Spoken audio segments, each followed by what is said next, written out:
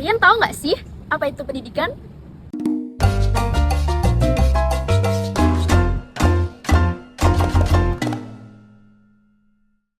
Pada video kali ini, aku akan mereview materi terkait ilmu pendidikan dan juga pendidikan non formal dan informal.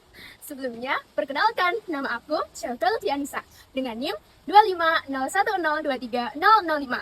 Yuk, kita simak video berikut ini.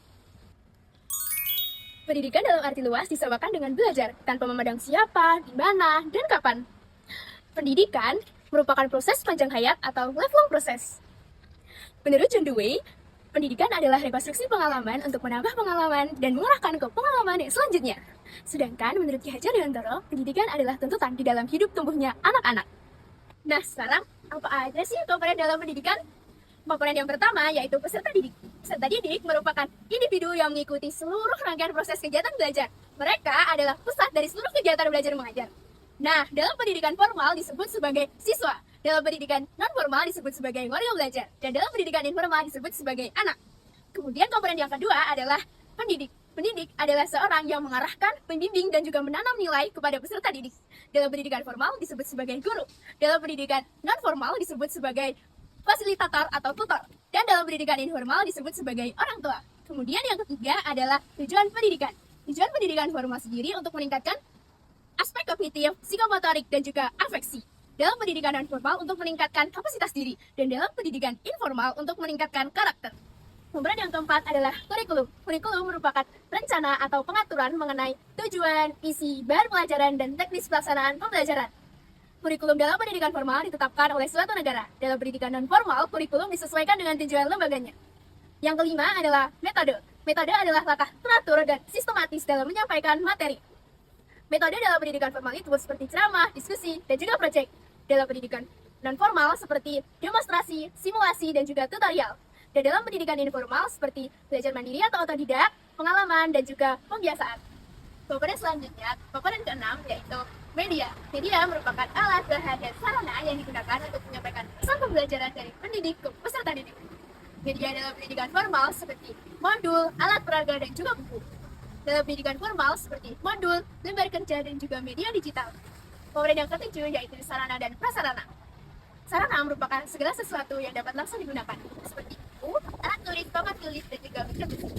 Sedangkan prasarana adalah segala sesuatu yang tidak langsung digunakan, seperti gedung sekolah, lab, perpustakaan, dan juga ruang kelas.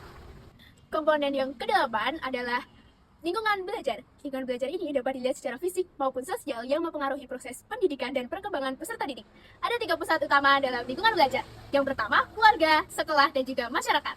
Dan yang terakhir adalah evaluasi pembelajaran. Evaluasi pembelajaran ini merupakan proses menilai dan mengukur hasil pembelajaran peserta didik dan efektivitas proses pembelajaran.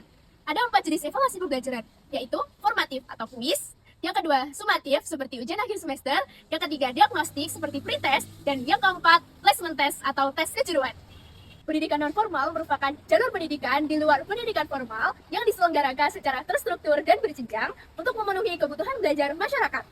Fungsinya sebagai penambah, pelengkap, dan juga pengganti dari pendidikan formal.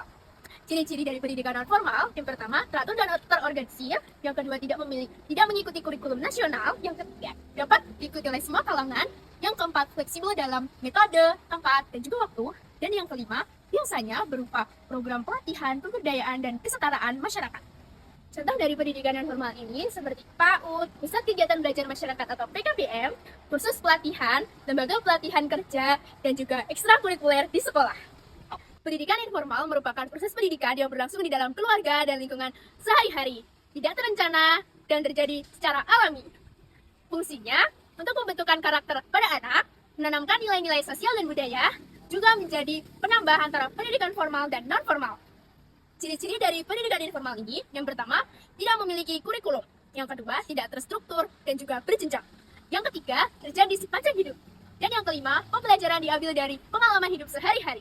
Contoh dari pendidikan informal seperti orang tua menanamkan sikap sopan santun, belajar keterampilan dari lingkungan sekitar, dan pembiasaan karakter baik melalui pengalaman hidup sehari-hari. Pendidikan formal, non-formal, dan juga informal saling melengkapi dalam membentuk pengetahuan, keterampilan, dan juga karakter individu. Ketiganya membentuk proses belajar yang utuh dan berkesinambungan sepanjang hayat. Sekian review materi dari saya. Bye-bye!